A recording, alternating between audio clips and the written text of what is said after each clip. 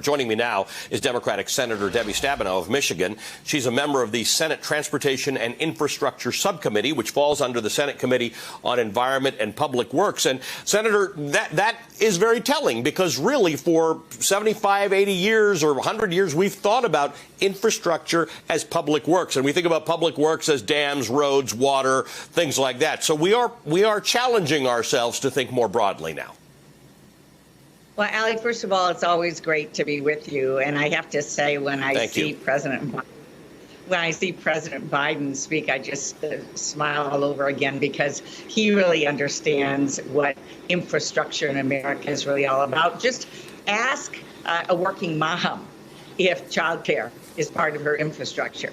You know, ask parents right now who, even my own family, where husband or wife had to decide who was going to step away from their job and stay home with the kids so that they could Zoom their schooling, or the rural hospital, like where my mom was, director of nursing in northern Michigan, that is now doing so much on telehealth, dependent on high-speed internet to be able to proceed. And so you're right, it's roads, bridges, water, sewer systems. I have to say, as somebody who represents Flint, Michigan, and has fought for them and continues to, when I see in that plan that their proposal is to eliminate all lead pipes and that infrastructure, like what has poisoned 100,000 people in Flint, it can't happen fast enough for us. But when you look at this is a broad agenda about what infrastructure means for families. By the way, the majority of people in the caregiving industry are women, majority, or 95% are women, majority women of color. And so when we look at where we need to spend our energies so that families are successful, as well as the economy being successful, this is a comprehensive view of the future. And for me, it's all about, Michigan's on almost every page, Ali. I got to tell you, it's a Make It in America agenda. And we're talking about bringing jobs home and making, you know, the supply chain for the electric vehicles. Yeah, you got every single part of infrastructure.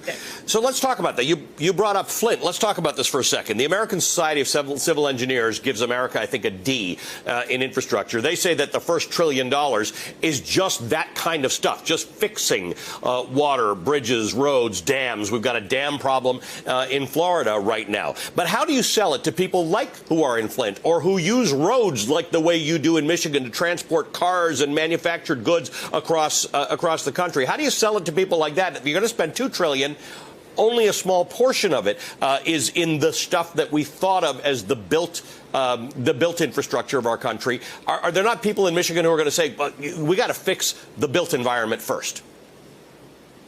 You know, Ali, I don't think we're going to have a problem selling it. You know, we've not been in session the last 2 weeks. I've been all over Michigan, and nobody is saying, gee, this sounds like too much. They're saying, how fast can you get it going? I mean, they also know that all of this construction, no matter what it is tens of millions of good-paying jobs. And they know that we're going to focus on Buy American, so that whether it's the materials for all of these projects, or whether it's leaning in to buy electric vehicles as a federal government, so we help create the market. People get it, and they know, again, you don't have to tell somebody high-speed internet is part of infrastructure. We have lived through what it means to be in Michigan or in Detroit or many other places where high-speed internet is not available. And it's school, as I said, it's healthcare, it's small businesses, it's family farmers.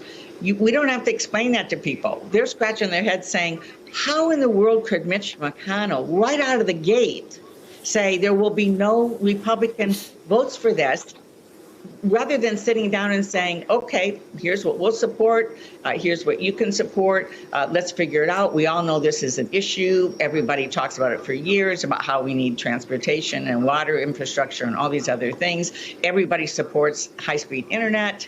And yet, so the people in Michigan are going, really? You're saying really that, the Republican leader of the Senate's just closed the door before we even get started on rebuilding America and being prepared to be the competitive leader for the future?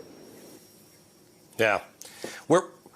We're further ahead than we were in the last 4 years, where I don't know, I've lost count of how many infrastructure weeks we started under the last administration, and we never made it past Tuesday in any of those weeks. So at least if we can have this discussion, we're somewhere further than we were. Senator, thanks for joining me again. As always, we really appreciate it. Senator Debbie Stabenow of Michigan is a member of the committees on budget, finance, energy, natural resources, agriculture, nutrition, and forestry. She's in charge of a lot of stuff in the Senate. Thank you so much for being with us.